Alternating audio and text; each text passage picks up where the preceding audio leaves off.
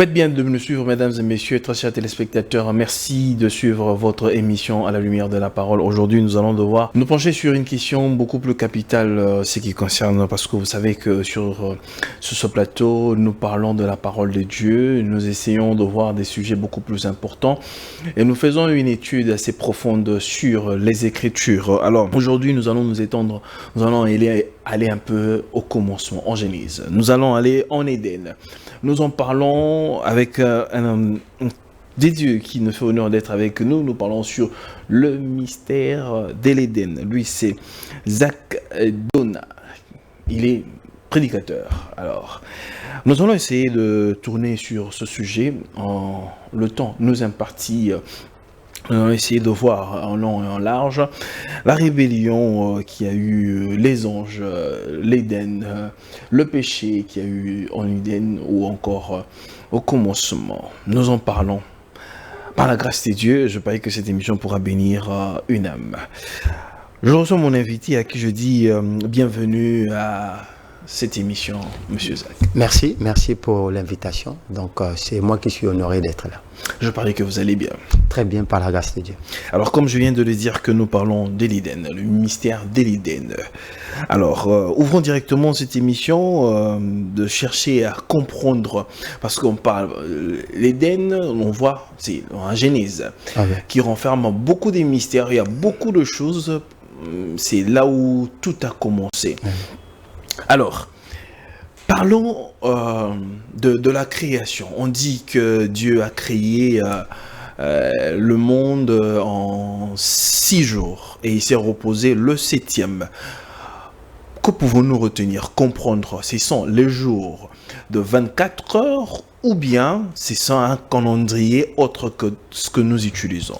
Bon, par rapport à cette réponse, à cette question, je peux simplement dire que le temps de Dieu n'est pas le temps humain. Nous, le temps qui nous conduit, qui nous guide sur la terre, c'est 24 heures. Mais le temps de Dieu, selon l'apôtre Pierre, c'est 1 jour égale 1000 ans. Il est probable qu'avec toute la création qui a été, tout ce qui a été fait avec la création, nous puissions nous adapter à ce calendrier qui est de Dieu, qui programme une journée en 1000 ans. C'est ce qui fait que la création a été faite par rapport à ça. Donc ça veut dire que la création a été faite pendant 6000 ans. Donc... Il est probable qu'à la lumière de la parole de Dieu, que la création soit faite pendant ces jours qui, selon la Bible, est évalué à 1000 ans. Alors, un homme de Dieu a dit que quand Dieu disait que la lumière soit et la lumière fut, on le lit comme ça dans la Bible, mais cela ne s'est pas fait tel que nous le pensons. Dieu est-il en train de voir comment est-ce que la lumière paraissait et que ça a pris des millions et des millions d'années qu'il y ait cette apparition-là de la lumière, ainsi que, voilà. Donc, est-il que ça, c'est un domaine aussi qui est aussi intéressant, que beaucoup de scientifiques qui ont mené des études, principalement les astronomes, quand ils ont parlé de la théorie du Big Bang, pour eux, tout a commencé par la lumière. Okay. Donc, ça signifie que le premier Big Bang, c'était la lumière qui a commencé à se propager et qui continue à se propager jusqu'à ce jour. Parce que, en réalité, ce que nous avons aujourd'hui, selon les scientifiques, c'est ces premières lumières qui nous parviennent maintenant. Donc ça signifie que ça rejoint aussi la parole de Dieu où la lumière a été la première des choses. Mais est-il qu'il y a toujours 2 sens dans ce que Dieu dit? Il y a un sens qui est purement physique, nous voyons le soleil, les étoiles, et puis il y a un autre sens qui est spirituel. Parce que la lumière peut symboliser beaucoup d'autres choses par rapport à la parole de Dieu. Donc, et ce qui est sûr, à cette parole, la lumière est apparue et cette lumière a été la première des choses que Dieu a dû créer. Et c'est ce qui fait que nous avons la lumière aujourd'hui qui est actuellement représentée par notre Seigneur Jésus. Donc on peut tout simplement soutenir cette thèse qu'il y a eu des millions et des millions d'années pour que la lumière apparaisse. Il est probable qu'on ne parle pas des millions d'années. Là, c'est par rapport aux humains. Mais parce que j'ai dit, les temps de Dieu, c'est un peu différent. C'est là où aussi il y a la théorie selon laquelle il y a 3 cieux. Il y a les premiers cieux que nous voyons, le deuxième cieux où il y a tous ces luminaires, tous ces astres, et puis le troisième ciel est celui de Dieu. On ne sait pas comment ça s'est constitué le deuxième ciel, où on trouve tous ces étoiles, les Jupiter, toutes ces histoires-là. Mais est-il que les scientifiques, pour eux, ça a été fait en millions d'années. Mais pour nous, nous savons que tout est apparu quand Dieu a dit que la lumière soit, et cela est évalué en termes de 1000 ans. Donc on ne peut pas nous référer à ce qu'eux disent. Mais la Bible dit un jour c'est 1000 ans, donc nous pensons que ça a été fait en 1000 ans. Alors, mais vous appuyez aux scientifiques. Il y a aussi un côté révélation. Parce que vous avez dit, vous êtes porteur d'un message et Dieu s'est manifesté à vous très tôt. Oui, oui. Je parlais que Dieu vous a aussi révélé tant de choses. Oui, oui. Du côté de la révélation, là nous étions du côté scientifique, Oui, du oui. côté de la révélation. Que dit la révélation par rapport à ça? Bon, par rapport à la révélation, c'est que je peux dire que Dieu qui était dans l'éternité est sorti dans un premier temps, quittant le monde de l'éternité vers le monde spirituel. Et c'est du monde spirituel que Dieu crée le monde physique que nous sommes actuellement. Et c'est du monde spirituel que l'ordre a été donné de créer tout ce qui est visible. Et dans ce monde-là, il n'y a pas de temps. Le temps n'existe pas que nous avons ici. Mais le temps qui est révélé dans la Bible, où Dieu pouvait agir, c'est ce que l'apôtre Pierre a dit. Un jour, pour Dieu, c'est 1000 ans. Très bien. Alors, la création, nous entrons directement dans la création de l'homme. Parce que après que Dieu ait fini de créer le monde, ainsi de suite, et l'homme apparaît. L'homme apparaît à quel moment et à quel jour? Alors, c'est le premier jour, le deuxième, le 7e jour quand Dieu se revient, le 6e jour. D'abord, il faut préciser que Dieu d'abord, il crée l'homme au 6e jour. Selon les Écritures, l'homme est créé au 6e jour. Et il trouve déjà une terre qui est préparée, c'est l'Éden. C'est là où Dieu le place dans les jardins d'Éden. Parce que les jardins d'Éden, comme on dit jardin, il y avait de la végétation, il y avait des cours d'eau, il y avait des arbres, il y avait de la faune. Et ce sont les choses qui ont précédé la création de l'homme. Et quand l'homme est créé, Dieu le place dans les jardins d'Éden. Donc l'homme a été créé au 6e jour. L'homme a été créé, je parle d'Adam, oui, parce que c'est le premier d'entre nous qui a été créé. Adam. Oui. Et alors Ève, parce qu'on dit que certains disent que Ève n'est pas une création originelle et qu'elle est un sous-produit. Alors quand est-ce que Ève apparaît? Elle apparaît toujours le 6e jour ou bien après le 6e jour? Ève apparaît toujours le 6e jour. Parce qu'au 6e jour, comme on dit, qu'il y a un matin et puis il y a hier soir. Probablement dans ces défilements de temps, c'est à ce moment-là que... Donc ça veut dire peut-être l'homme a été créé le matin et puis voilà, parce que la femme... Il faut voir que même quand ils sortent du jardin d'Éden, la durée de vie de l'homme n'est pas celui que nous avons ici. Donc ça signifie que les durées, selon la vision de Dieu, diffèrent de ce que nous avons. Il est probable, comme vous venez de le dire, que l'homme a été créé le matin et que la femme puisse créer le soir pour peut-être au milieu de la journée. Mais il que tout ce que Dieu a fait, il a fait en 6 jours.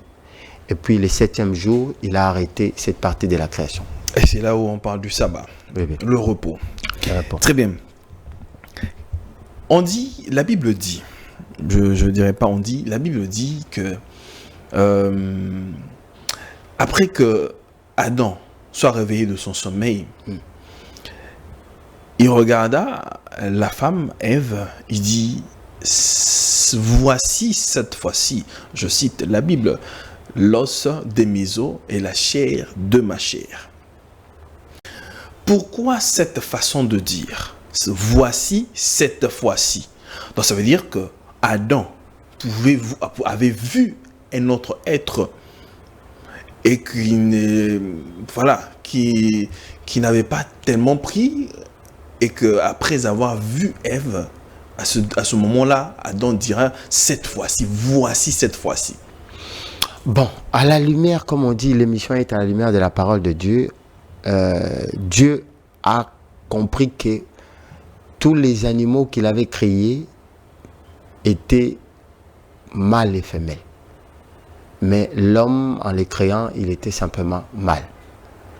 Et en étant dans les jardins d'Éden, quand nous allons peut-être y en parler, dans la gouvernance du jardin d'Éden, Adam était parfois confronté à retrouver qu'il y avait des animaux qui étaient à deux, lui n'était pas à deux. Ça a peut-être créé cette frustration en lui, et c'est ce qui fait que Dieu a dû résoudre ça. Donc, il s'est rendu compte en voyant Ève que réellement c'était celui qui était semblable à lui qui était là. Et cette exclamation-là, je pense que c'est par rapport à ça. Il ne devait pas y avoir un être femme avant Ève, mais c'est l'étonnement de voir que cette fois-ci, moi aussi, j'ai une femelle comme tous les animaux. Très bien. Je suis allé un peu, retourner un tout petit peu, ouvrir une parenthèse et la refermer très vite. Okay. Dieu, dans la création, Dieu dit, créons l'homme à notre image et à notre ressemblance. Alors, créons, quand Dieu est en train de parler, il dit créons, il s'adresse à qui?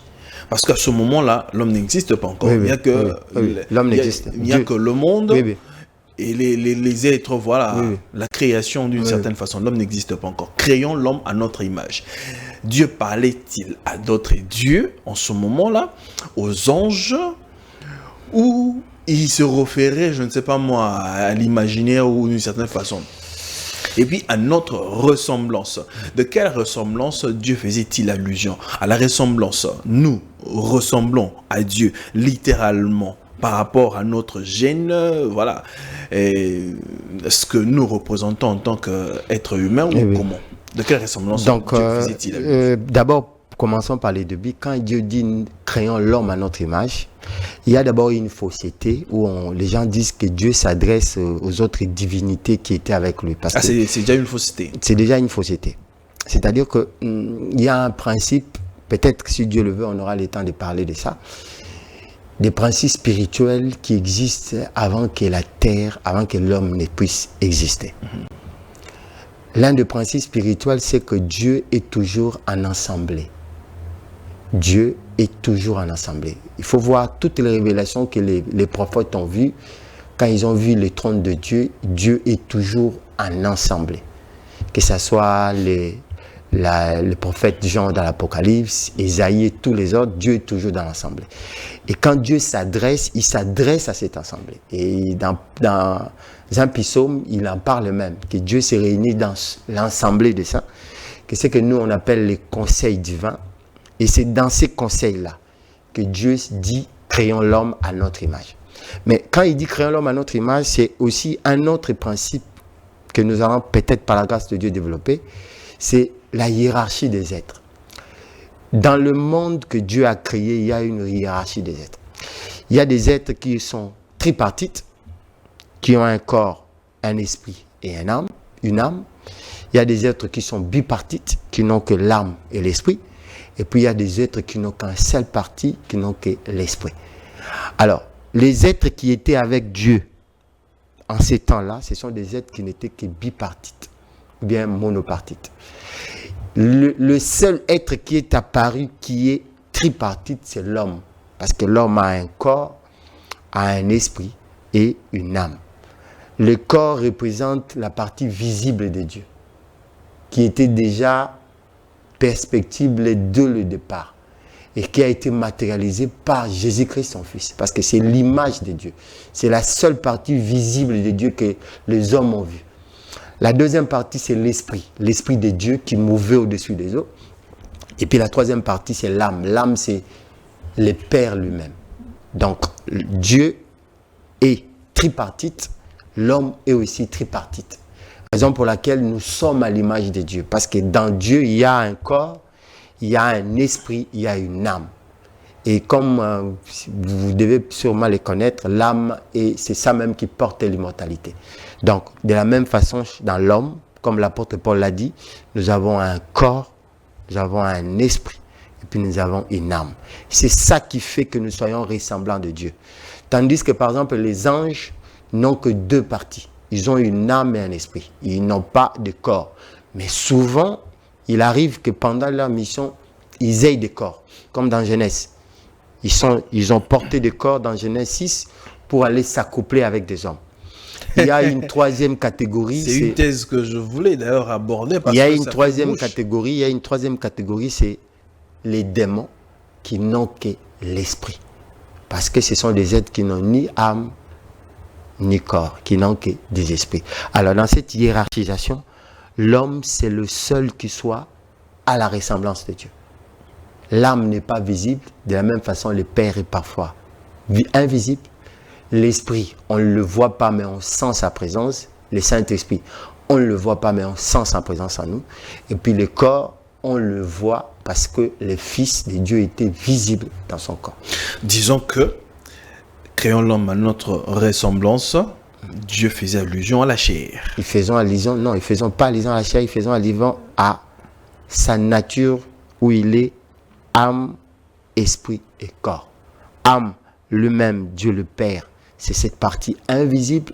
L'esprit, c'est le Saint-Esprit qui se manifeste. Et puis le corps, c'est Jésus-Christ, le Fils de Dieu, qui a été rendu visible parce que c'est lui l'image de Dieu. C'est lui le reflet. Il disait même aux disciples, vous cherchez le Père, mais depuis que je marche, je suis avec vous, vous n'avez jamais vu le Père. Donc c'est la représentation du Dieu en chair. C'est ce qui fait que là au ciel, maintenant nous sommes en train de parler, il y a quelqu'un qui est comme moi, qui est semblable à moi, qui est là dans les ciels et même assis à la droite de Dieu. Parce que quand vous parlez du ciel, c'est le ciel, le bleu d'azur que nous voyons, voilà, quand on regarde au ciel, ou bien c'est une dimension? C'est une dimension, ça c'est le premier ciel. Le bleu que nous voyons là, c'est le premier ciel. Le deuxième ciel, comme je dis, c'est le ciel qu'on appelle du firmament, où il y a les étoiles, où il y a les galaxies.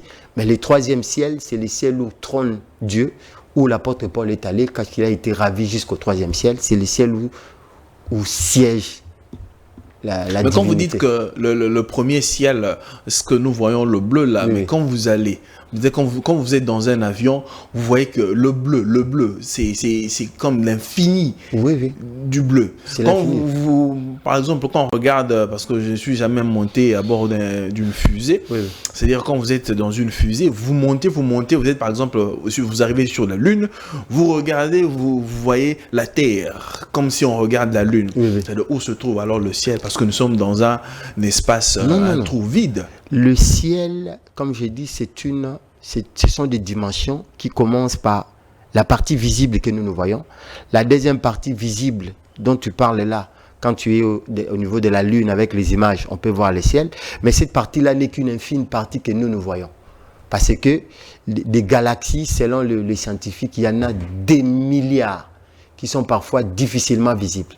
Et puis, il y a le ciel où l'apôtre Paul est allé, qui a été ravi jusqu'au troisième ciel. Ça, c'est le ciel de Dieu. C'est là où siège la gloire du Père. Donc, c'est ça, comment ça se représente. Donc, il y a trois ciels. Les ciels perspectives que nous pouvons voir. Les ciels où on voit les luminaires et tous les astres qui est infini, qu'on ne peut pas voir. Et puis, il y a les ciels de Dieu où l'apôtre Paul, dans 2 Corinthiens, donne le témoignage qui connaît un homme en Christ qui a été élevé jusqu'au troisième ciel.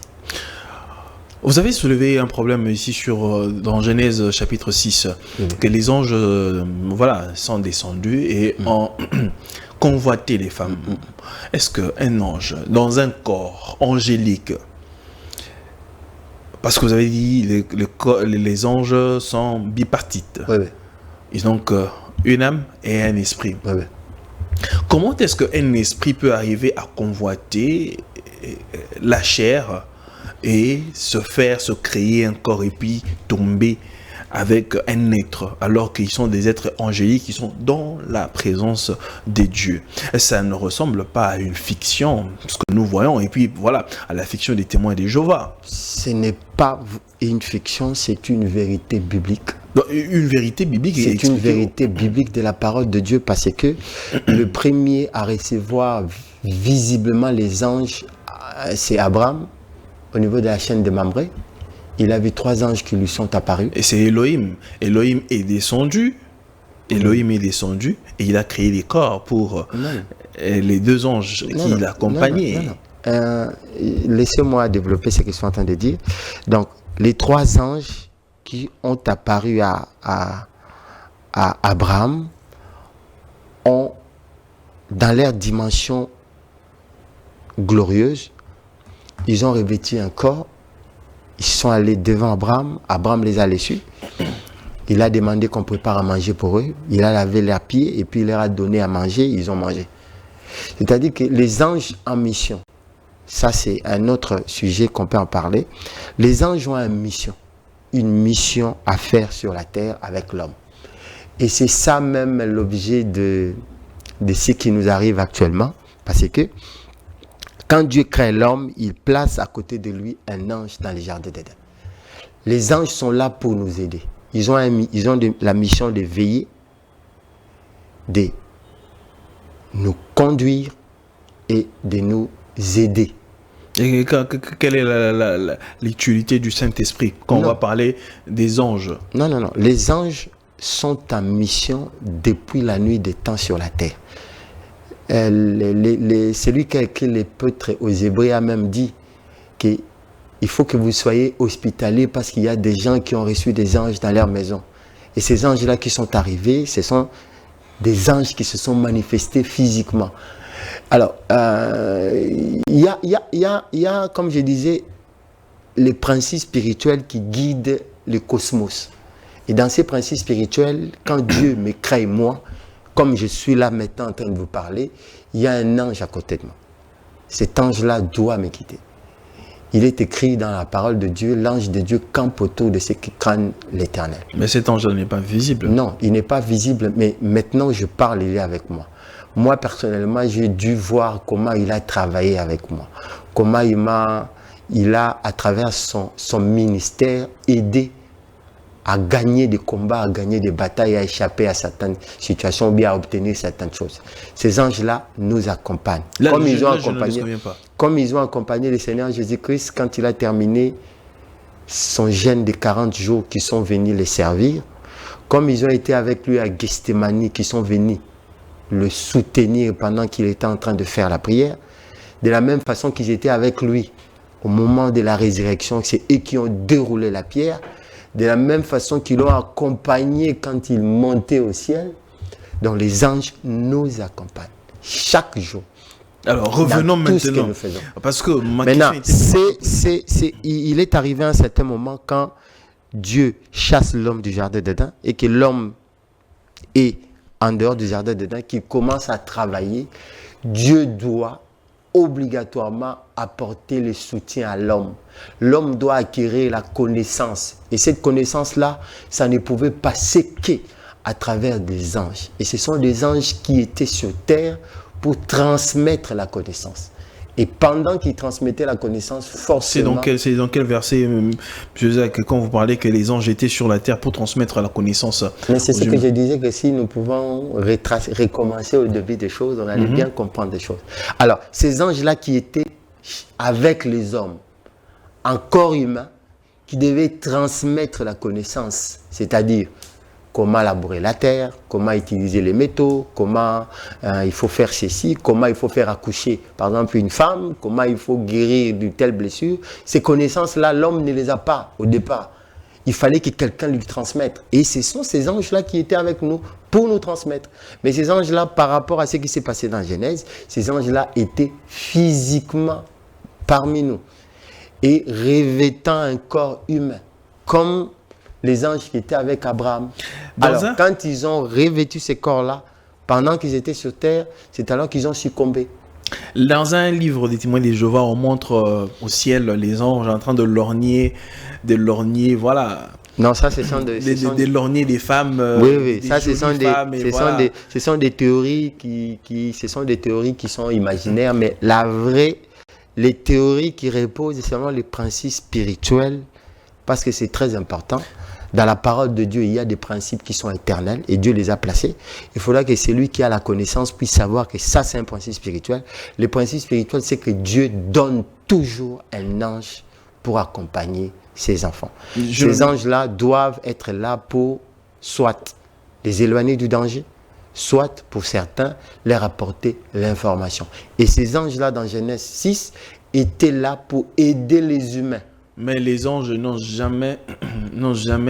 Vous venez de dire que vous avez un ange à vos côtés. Oui. Je ne dis combien pas. Moi, si j'ai un ange, oui. C'est-à-dire chaque être humain, tout enfant des dieux, je ne parle pas de tout le monde, tout enfant des dieux a un ange qui le guide d'une certaine façon. Oui.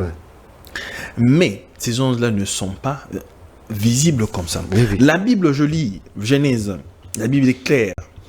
Lorsque les hommes eurent commencé à se multiplier sur la surface de la terre et que des filles leur furent données, les fils des dieux virent que les filles des hommes étaient belles et ils en prirent pour femmes parmi toutes celles qu'ils choisirent.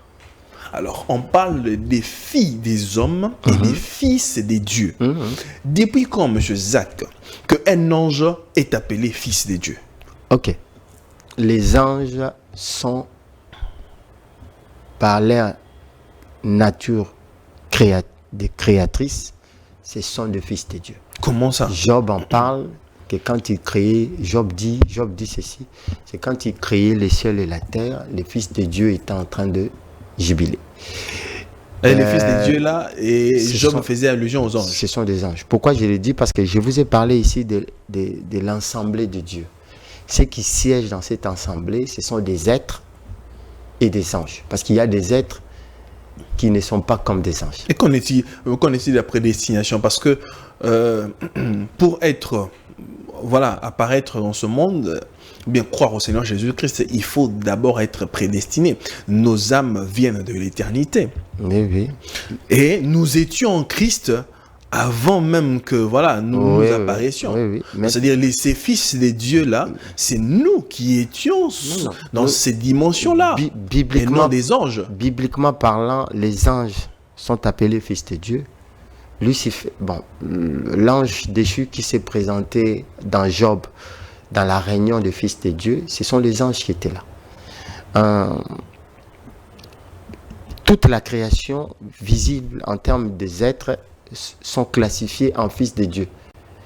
Maintenant, comme je dis, dans cette hiérarchisation, les anges sont fils de Dieu, nous aussi nous sommes fils de Dieu. La différence, c'est que nous sommes créés. Le fils de Dieu unique, il a été engendré, ça c'est Jésus-Christ, qui est différent de nous. Lui, il a été engendré, donc il est sorti de Dieu. Mais nous avons été créés et nous sommes comme tels appelés fils de Dieu. Donc les anges, dans le langage spirituel, dans le langage divin, biblique, ils sont appelés fils de Dieu. Donc ce n'est pas étonnant. Comme je dis, ce n'est pas étonnant parce que si nous maîtrisons la parole de Dieu très bien, nous allons nous rendre compte qu'un ange est appelé fils de Dieu, comme nous aussi nous sommes des fils de Dieu. Si un ange doit être appelé fils de Dieu, comment la Bible dit que ce sont les hommes qui jugeront les anges? Oui. Pourquoi je l'ai dit? Il faut dire c'est quel type d'ange qu'il faut juger. Parce que ce n'est pas n'importe quel ange. Ce sont des anges qui ont été déchus. Déchus plutôt. Mais s'ils sont déjà déchus, pourquoi devraient-ils être jugés? Ils doivent être jugés parce que en Christ, nous avons la promesse de nous asseoir dans son trône, à côté de son trône plutôt, et de juger le monde. Et le monde que nous allons juger, c'est le monde qui est soumis au jugement. Parce que ce n'est pas tout le monde qui sera soumis au jugement.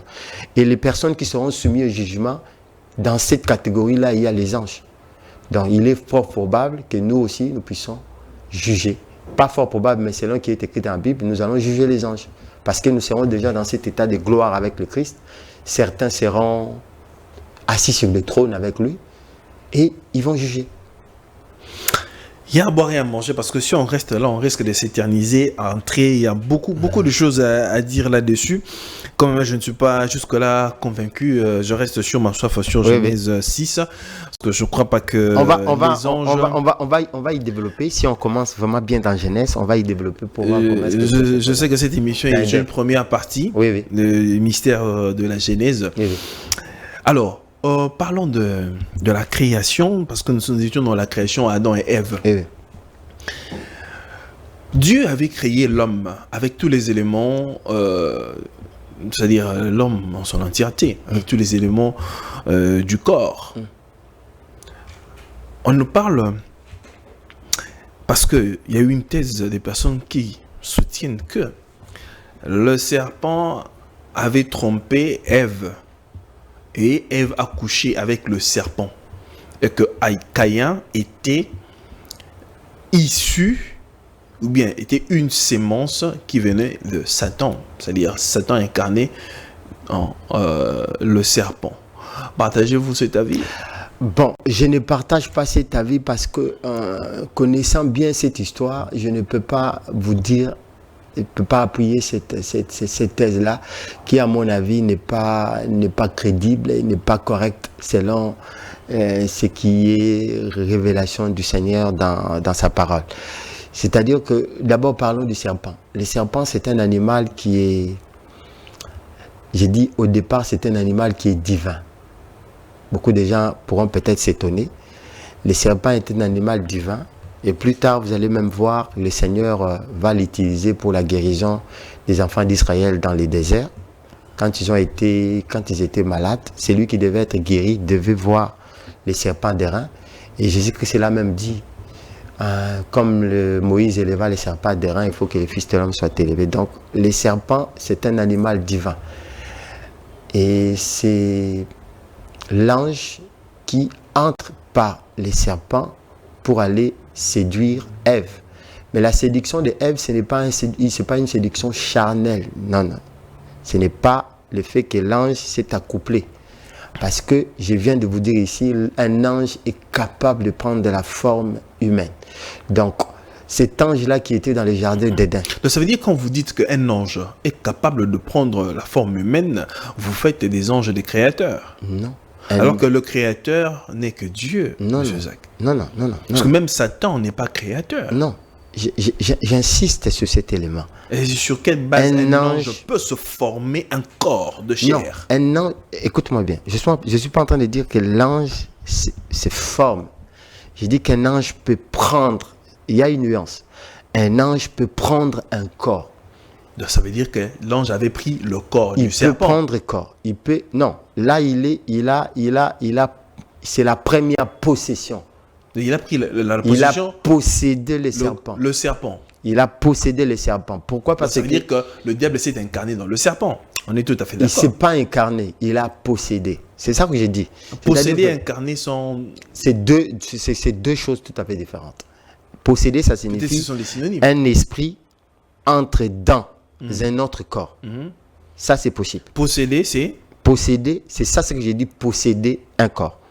Incarner, ça signifie que tu t'es mu, c'est-à-dire tu apparais dans un corps d'un serpent. Ça, c'est l'incarnation. Posséder. Posséder, ça signifie que le serpent est là.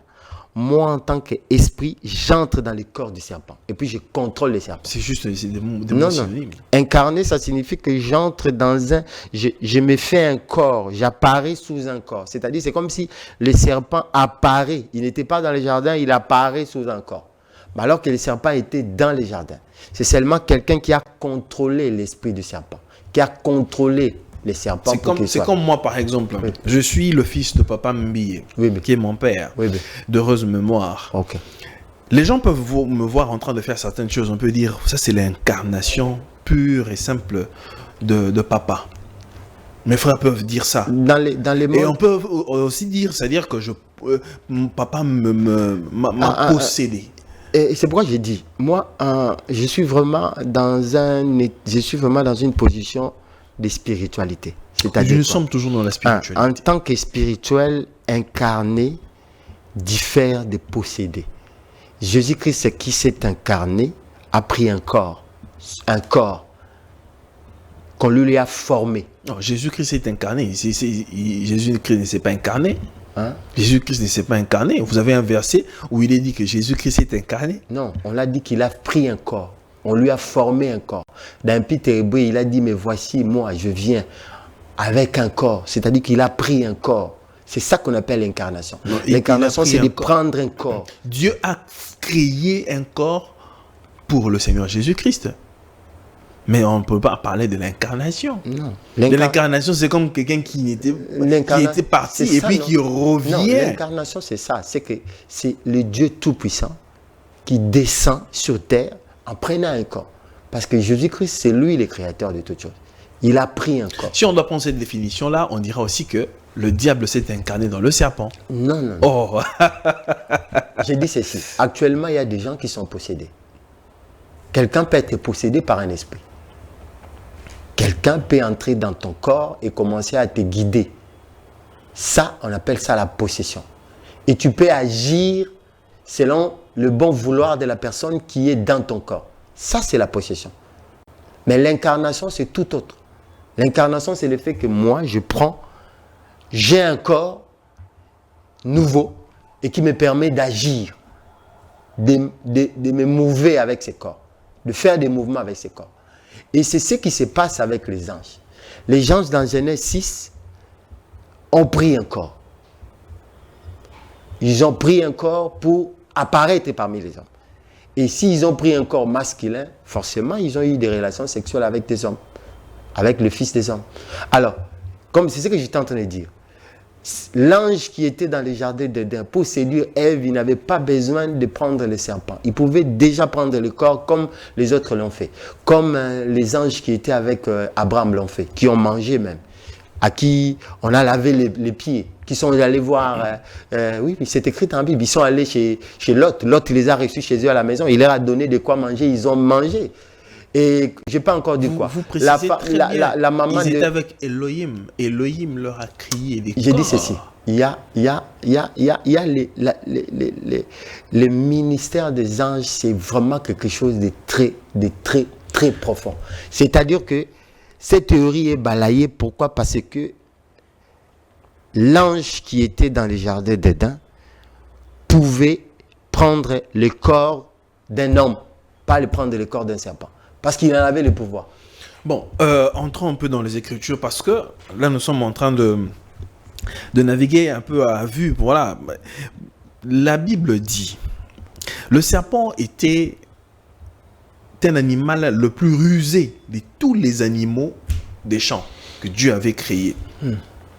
Et Dieu avait donné des instructions à Adam que vous devez manger de tous les arbres du jardin, mais sauf à l'arbre la connaissance est au milieu du jardin. Vous n'en toucherez pas. Et le serpent connaissait, savait que, parce que le jour où ils en mangeraient, voilà, il y aura une conséquence d'une certaine façon. Et Dieu les en avait empêchés. Et la Bible précise bien, c'était un animal le plus rusé. Pourquoi est-ce que, voilà, question, le serpent n'est pas allé vers Adam, il est allé vers Ève. Et comment un animal, la Bible précise, un animal le plus rusé, peut tenir une conversation? C'est-à-dire, quand on lit bien dans Genèse, je crois, chapitre 3, on voit très bien une conversation que le serpent a tenue avec Ève. Oui. Après avoir mangé, là maintenant je vais vous laisser répondre. Après avoir mangé le fruit de l'arbre du jardin que le serpent avait montré à Ève, et Ève viendra maintenant montrer aussi à son mari, Adam, et ils mangèrent. Quand Dieu s'est rendu compte qu'ils ont mangé du fruit de l'arbre du jardin, Dieu est descendu. Ils se sont cachés. Pourquoi, monsieur Zach? Parce que tout ce temps-là, ils étaient nus. Ils avaient tous les éléments du corps, comme je l'ai dit préalablement. Mais ils n'en avaient point honte. La Bible précise très bien. Ils ne se cachaient pas. Mais après avoir mangé le fruit de l'arbre, ils sont allés se cacher.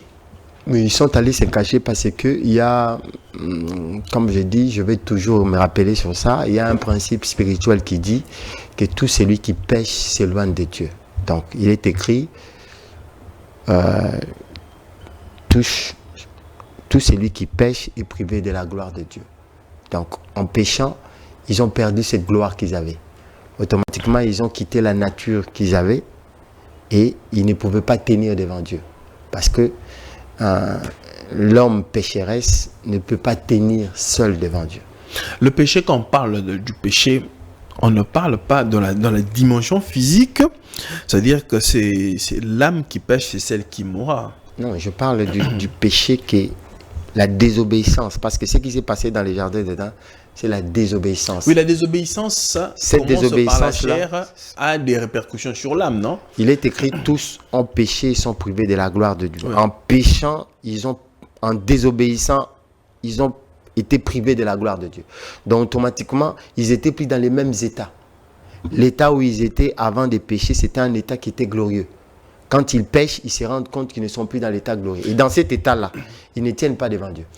Automatiquement, ils doivent se cacher. Si tel est le cas, M. Zach, parce que on dit que, je ne sais pas si certaines personnes soutiennent que ça devrait être des pommes ou je ne sais pas moi quels fruits qu'ils ont mangés. Ok, quand on a péché, pourquoi aller couvrir sa partie intime? Non.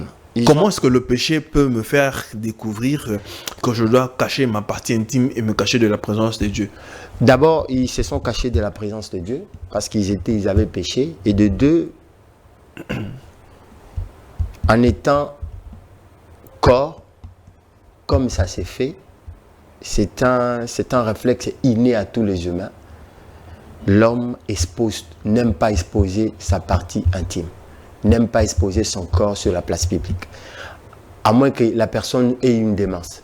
C'est un réflexe qui apparaît chez tout homme. La Bible dit, ils étaient nus depuis très longtemps. Non, l'homme et la femme. Ils n'étaient pas nus. Ils étaient nus. Non. Ils étaient nus. Ils étaient nus, mais attention. La Bible dit qu'ils n'en avaient point honte de leur nudité. Oui. Ils n'en avaient point honte de leur nudité. Ils étaient nus parce qu'ils étaient nus dans un corps qui était glorieux. C'est-à-dire le corps qui était glorieux là pouvait être une barrière pour eux, pour les empêcher de se rendre compte qu'ils étaient dans cet état. Oui. Maintenant, quand Dieu descend, il cherche Adam. Il pose la question, où es-tu? Adam répond, je me suis caché. Oui. Tu te caches pourquoi? Parce que je suis nu. Oui. Qui t'a dit que tu es nu? Tu as mangé le fruit de l'arbre que j'ai. Oui, c'est la femme qui me l'a donné. Oui. Donc, l'homme perd sa nature glorieuse qui était au départ, se retrouve maintenant dans une autre nature il tend déjà vers une nature pécheresse. Et par rapport à cette nature pécheresse, il est dans la culpabilité. Donc, dans la culpabilité, il ne peut que se cacher. Tout celui qui commet un forfait, la première chose, c'est sa conscience qui l'interpelle. Et lorsque les faits sont graves, la première des choses, la personne se cache. Et c'est ce qu'Adam a fait. Nous avons hérité forcément ça de lui. Il se cache parce qu'il est déjà dans une forfaiture. Il a commis un forfait plutôt. Quand il se cache, Dieu sait qu'en se cachant, en se cachant de lui, parce qu'en réalité, Adam ne se cache pas de sa nudité, il se cache de Dieu. En se cachant de Dieu, Dieu sait qu'ils ont mangé le fruit de l'arbre. Et ce fruit-là, jusqu'à preuve du contraire, ce n'est pas autre chose qu'un fruit, parce que le même arbre qui était à côté se retrouve dans Apocalypse 22, où l'arbre de la vie est au milieu du jardin. C'est un fruit littéral. Bon. Comme je disais, nous sommes dans un monde qui est vraiment spirituel. C'est un fruit qui est, en termes littéral, on l'appellera un fruit, mais en termes spirituels, il a un autre sens.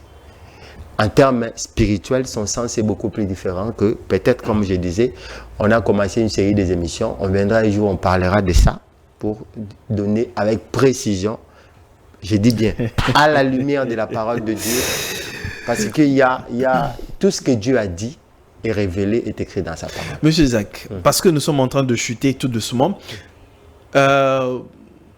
nous sommes en train de parler du jardin, nous sommes en train de parler du fruit. Adam était éternel avant que le péché n'entre. Adam n'avait pas de limite. Oui, oui. Qu'est-ce qui fait que? Parce que ils avaient tous les éléments du corps. Pourquoi ils ne s'accouplaient pas? Parce que Adam pouvait voir Ève comme ça, peut-être apprécier, ah, c'est une jolie femme, elle a tous les éléments du corps. Pourquoi Adam n'était pas si attiré? Pourquoi Adam n'était pas si excité avant? Mais pourquoi après que le péché soit entré, et il y a maintenant cette procréation? On se dit, on essaie un peu de nous faire une idée, ils étaient là peut-être des années.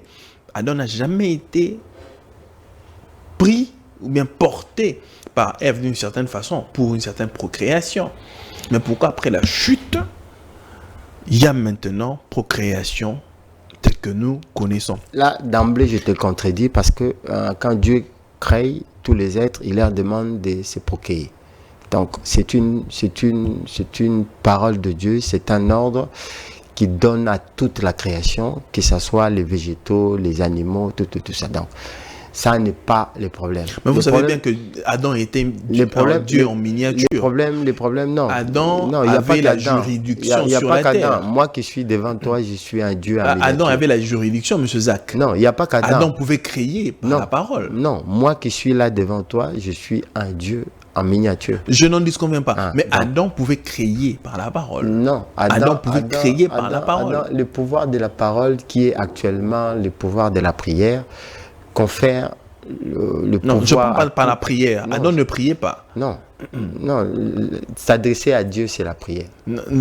Adam, Dieu descendait dans le jardin d'Éden pour communier. Le fait qu'Adam parle à Dieu, c'est déjà une prière. Dieu descendait pour voir ses créatures. Il parlait déjà avec lui, c'est déjà une prière. Non, moi je ne crois pas que c'était une prière. S'adresser à Dieu, c'est toujours la prière. C'était, voilà, parce que Adam était éternel. C'est un être qui est élevé. Donc quand on lui adresse la parole, c'est en termes de prière seulement. Adam communiait. Oui. Bon, revenons dans ça, il est en train de communier. Très bien. Alors, comment est-ce que quelqu'un, voilà, après avoir mangé, parce que Adam avait la possibilité de créer, après l'enlèvement de l'Église, l'homme va revenir dans son état initial, comme était en Éden. Il n'y aura pas de contact physique comme nous les avons aujourd'hui. Je suis en train de dire qu'il est écrit, ce sont des choses qui ne sont ni montées à l'esprit, ni montées dans les cœurs, ni dans les yeux, que Dieu a disposées pour ceux qui sont pour la création. L'éternité, il n'y a que Dieu qui est venu de l'éternité. Et il nous a dit qu'il nous amènera dans l'éternité. Ni les anges ne connaissent ce qui se passe dans l'éternité. Moi, je ne connais pas ce qui se passe en éternité. Et les anges connaissent ce qu'ils sont maintenant là, ils sont dans le monde spirituel. Ils sont dans le temps. Ils sont dans le monde spirituel. Dans le monde spirituel, ça veut dire quoi? Non. Dieu a quitté l'éternité pour créer le monde spirituel. Et c'est du monde spirituel qui crée le monde physique. Les anges maintenant sont dans le monde spirituel. Nous, quand nous serons sauvés, quand on sera sauvé. Non, le salut. On est sauvé étant sur la terre ou bien on est sauvé quand on partira? J'ai peut-être utilisé un mauvais langage. Quand nous allons arriver à la fin du plan du salut, nous serons obligés d'entrer dans l'éternité avec lui. Quand nous entrerons dans l'éternité, nous verrons ce qui se passe dans l'éternité. Mais pour le moment, nous ne savons pas ce qui se passe dans l'éternité. Parce qu'il n'y a que Dieu qui connaît ce qui est dans l'éternité. C'est ce qui est devers lui, on ne connaît pas. Il est seul à connaître ce qui est là-bas. Alors, je suis en train de dire que les plans de Dieu pour Adam dans les jardins d'Éden, toi et moi, on ne les connaît pas. On ne peut pas dire que Adam, dans cet état-là, ne pouvait pas s'accoupler parce que Dieu lui a donné un ordre. Non, il ne pouvait pas. Même les animaux qui étaient là, ils étaient aussi dans les mêmes états qu'Adam. Parce qu'ils étaient dans un état originel. Dieu leur a donné l'ordre et au moins, Adam a vu qu'ils étaient deux à deux. Donc, c'est ce qui a fait qu'ils soient un peu en souffrance. Pour dire que, mais comment les autres sont à deux, moi je ne suis pas à deux. Donc, on ne connaît pas ce qui s'est passé là et quel est le plan de Dieu par rapport à ça. Mais ce que nous connaissons, ça c'est vrai, c'est après qu'ils aient été chassés du jardin d'Éden qu'ils ont eu leurs premiers enfants. Vous là, Caïn vous réfléchissez et en Abel. scientifique. Non, je ne réfléchis pas en scientifique. Non, non. Je suis en train, par rapport à la révélation. je parle par rapport à la parole de Dieu, par rapport à la révélation. Ou vous vous C'est-à-dire, limitez seulement à ce qui est écrit. j'ai dit ce qui est écrit nous dit ceci, que ce qui se passera dans l'éternité, personne ne le sait. Ça, c'est de un. De deux, Dieu a donné l'ordre. Donc, ça signifie qu'il n'y avait pas une contrainte. Que vous devez vous accoupler après ça. Non. La parole est claire. Multipliez-vous, soyez féconds. Tout le monde, mâle et femelle, était fécond. Ça signifie que la procréation a été là. Mais, ce qui est encore différent, c'est que la révélation que nous avons reçue ne nous donne pas tous ces détails-là. Si Adam a eu à s'accoupler avec sa femme dans le jardin d'Éden, on ne le donne pas. On ne le lit pas. Alors, On selon nous vous, donne ce que nous avons. selon vous, la procréation physique telle que, c'est-à-dire l'accouplement de l'homme et de la femme, est une volonté parfaite de Dieu ou bien une volonté permissive de Dieu? Non, c'est une volonté parfaite de Dieu. Une volonté parfaite de C'est une Dieu. volonté parfaite de Dieu. Dis-moi un peu, Caïn, parce que c'est une... Pourquoi Caïn? Bon, voilà, la Bible... Caïn. Parlons de Caïn. Oui, Parlons la de Bible Caïn. dit Parlons de que Caïn. Caïn Non, est de la sémence du serpent. Estimez-vous vraiment que dans Dieu peut sortir l'amertume? Si Caïn, comme certaines personnes prétendent dire que Caïn est des dieux, estimez-vous vraiment que Dieu peut procréer le mal? Je suis en train de te dire, c'est ça que beaucoup de gens ne comprennent pas dans ce que Dieu fait. Dieu est dans un état où peut-être que nous les humains on ne le comprendra pas. Les pensées de Dieu sont tellement élevées. Les gens veulent donner à Dieu que c'est lui qui veut faire le mal. Je dis ceci, Caïn, Dieu vient vers lui avant qu'il ne s'attaque à son frère. Dans Genèse 4, Dieu l'avertit. Il lui dit, les pensées que tu as, ce sont de mauvaises pensées. Si tu continues comme ça, le péché va gagner ton âme. Ça, c'est le principe d'avertissement qui est éternel. Dieu l'a fait. Il a fait avec Adam et Ève dans le jardin d'Éden. Il leur dit, ne touchez pas à ces fruits. Ils ont touché. Dieu, avant que Caïn ne commette le forfait, Dieu lui dit, attention, tu vas faire quelque chose contre ton frère. Caïn ne veut pas. Donc tu veux dire qu'une telle personne qui est enfantée par le mal, Dieu pouvait venir vers lui? Non. Il ne faut pas dire ça. Une parenthèse. Dieu vient vers Caïn pour lui interdire, pour l'avertir. Attention, tu veux faire un forfait. C'est écrit bien dans Genèse 4, verset 7. Tu vas faire un forfait, attention. La personne pour qui tu es en train de méditer du mal, c'est ton frère. Quand tu fais ça, le péché va résider en toi. Pourquoi? Parce que le premier à pécher, c'était celui qu'on appelle Lucifer. Le deuxième a péché. Il a péché sur la terre ou bien au ciel? Il a péché sur la terre. Lucifer a péché sur la terre ou bien au Lucifer ciel? a péché sur la terre. Comment ça? Lucifer n'a jamais péché au ciel. Oh, comment ça? Mais parce que quand on les crée, on les place au jardin d'Éden. Ézéchiel 28, verset 13, Dieu dit, je t'ai placé dans les jardins d'Éden. Dieu le place dans les jardins d'Éden avec l'homme. La souillure a commencé à quel niveau? La Au ciel ou souillure bien a sur la terre? commencé sur la terre. Comment? C'est quand la souillure a commencé sur la terre, M. Zach, ça veut dire que Caïn et Adam ne pouvaient pas être éternels. Non. Le péché allait être, c'est-à-dire Adam devait être créé dans le péché. Non. Adam est créé pas dans les péchés. Adam, quand il est créé, Dieu lui donne un veilleur. Dieu donne un veilleur à Adam et Ève. Et ce veilleur-là, c'est lui qui va les conduire au péché. Pourquoi il va les conduire au péché? Parce qu'il va se rendre compte que lui... Dieu met un veilleur, comme c'est-à-dire un ange. Dieu donne un ange à côté. Parce qu'il est écrit dans Ézéchiel 28. C'est écrit où? Ézéchiel 28. Dieu place Adam, quand il crée, Dieu dit qu'il crée Adam et Ève, qu'il les met dans les jardins d'Éden. Ézéchiel 28, verset 13 nous dit que Dieu place celui qu'on appelle Lucifer dans les jardins d'Éden. Quand la Bible dit « Malheur à la terre, car Satan, le diable, est descendu avec une grande colère. » Voilà. Ça aussi, c'est une erreur. C'est à quel moment? C'est avant que l'homme apparaît sur la terre ou bien après la création? Alors, je vous fais un petit rappel. Dieu crée les jardins d'Éden avec des anges qui les protègent